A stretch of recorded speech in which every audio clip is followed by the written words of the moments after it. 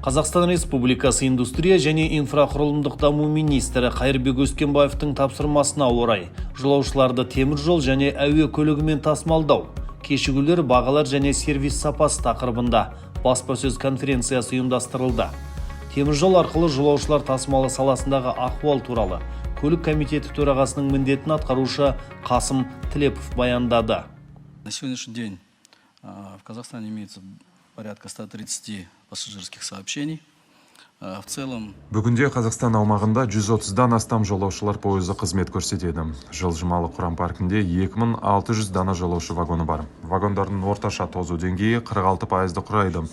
900-ден астам вагонның пайдалану мерзімі 30 жылдан асып кеткен. Соңғы 10 жылда 1100 дана жаңа вагон, оның ішінде 600-ге жуық тұлпар тальго вагоны сатып алынды. Биылғы жылы тағы 73 вагон сатып алынбақ. Салада қалыптасқан ахуалды жақсарту мақсатында бірқатар кешенді шаралар қабылдануда. Мәселен, швейцариялық Штадлер компаниясымен бірлесіп 537 жаңа вагон шығару көзделіп отыр. Вагондарды сатып алуға несие беру кезінде сыйақы мөлшерлемелерін субсидиялау тетігі де қарастырылған. Сонымен қатар жолаушылар вагондарының жай күйіне және сервис сапасына қойылатын талаптар да күшейтілуде.